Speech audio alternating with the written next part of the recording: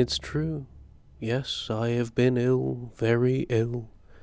But why do you say that I have lost control of my mind? Why do you say that I am mad?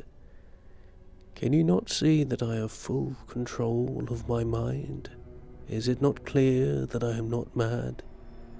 Indeed, the illness only made my mind, my feelings, my senses stronger, more powerful. My sense of hearing, especially, became more powerful. I could hear things I had never heard before. I heard sounds from heaven, and I heard sounds from hell. Listen, listen, and I will tell you how it happened. You will see, you will hear how healthy my mind is. It is impossible to say how the idea first entered my head. There was no reason for what I did. I did not hate the old man, I even loved him. He had never hurt me. I did not want his money. I think it was his eye. His eye was like the eye of a vulture, the eye of one of those terrible birds that watch and wait while an animal dies, and then fall upon the dead body and pull it to pieces to eat it. When the old man looked at me with his vulture eye, a cold feeling went up and down my back. Even my blood became cold. And so I finally decided I had to kill the old man and close that eye forever. So you think that I am mad? A madman cannot plan. But you should have seen me. During all of that week, I was as friendly to the old man as I could be, and warm and loving. Every night about 12 o'clock, I slowly opened his door, and when the door was opened wide enough, I put my hand in, and then my head. In my hand I held a light covered over with a cloth so that no light showed, and I stood there quietly. Then, carefully, I lifted the cloth just a little so that a single thin, small light fell across that eye. For 7 nights I did this. 7 long nights. Every night at midnight. Always the eye was closed, so it was impossible for me to do the work.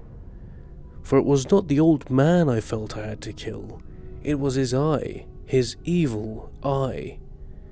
And every morning I went to his room with a warm, friendly voice, and I asked him how he had slept. He could not guess that every night, just at 12, I looked in at him as he slept. The 8th night I was more than usually careful as I opened the door. The hands of a clock moved more quickly than did my hand. Never before had I felt so strongly my own power. I was now sure of success. The old man was lying there, not dreaming that I was at his door. Suddenly, he moved in his bed. You may think I became afraid, but no. The darkness in his room was thick and black. I knew he could not see the opening of the door. I continued to push the door, slowly, softly. I put in my head. I put in my hand with a covered light. Suddenly, the old man sat straight up in bed and cried, "Who's there?" I stood quite still. For a whole hour I did not move, nor did I hear him again lie down in his bed. He just sat there, listening. Then I heard a sound, a low cry of fear which escaped from the old man. Now I knew that he was sitting up in his bed, filled with fear. I knew that he knew that I was there. He did not see me there. He could not hear me there. He felt me there. Now he knew that death was standing there.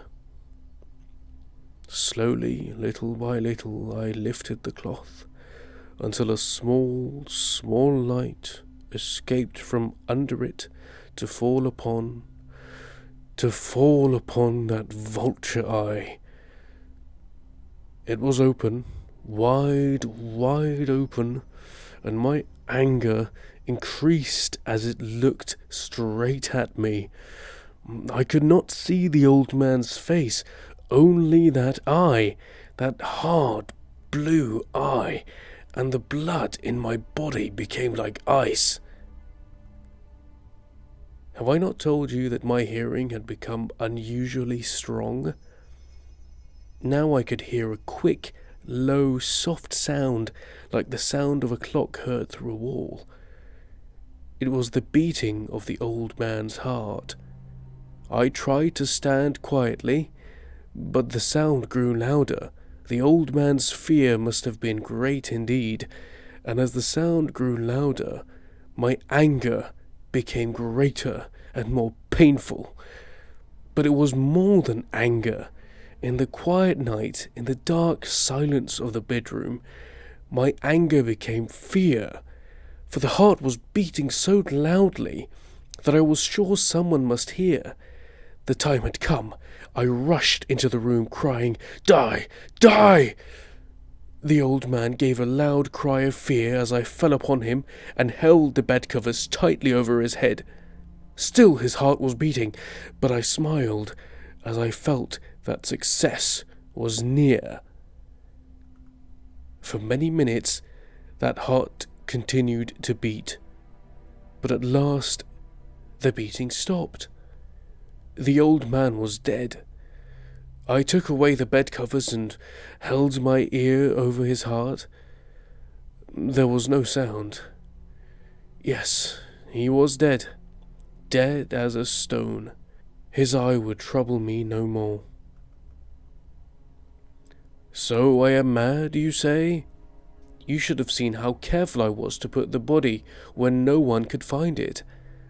First I cut off the head, then the arms and the legs. I was careful not to let a single drop of blood fall on the floor. I pulled up 3 of the boards that formed the floor and put the pieces of the body there. Then I put the boards down again, carefully, so carefully that no human eye could see that they had been moved. As I finished this work, I heard that someone was at the door. It was now 4 o'clock in the morning, but still dark. I had no fear, however, as I went down to open the door. 3 men were at the door, 3 officers of the police. One of the neighbours had heard the old man's cry and had called the police. These 3 had come to ask questions and to search the house. I asked the policeman to come in. The cry, I said, was my own, in a dream. The old man, I said, was away. He had gone to visit a friend in the country. I took them through the whole house, telling them to search it all, and to search well. I led them finally into the old man's bedroom, as if playing a game with them. I asked them to sit down and talk for a while. My easy, quiet manner made the policeman believe my story. So they sat talking with me in a friendly way. But although I answered them in the same way, I soon wished that they would go. My head hurt, and there was a strange sound in my ears. I talked more and faster. The sound became clearer, and still they sat and talked. Suddenly, I knew that the sound was not in my ears. It was not just inside my head. At that moment, I must have become quite white. I talked still, faster and louder, and the sound, too, became louder. It was a quick, low, soft sound, like the sound of a clock heard through a wall. A sound I knew well. Louder it became, and louder. Why did the men not go? Louder, louder! I stood up and walked quickly around the room. I pushed my chair across the floor to make more noise, to cover that terrible sound. I talked even louder, and still the men sat and talked and smiled. Was it possible that they could not hear? No, they heard. I was certain of it. They knew.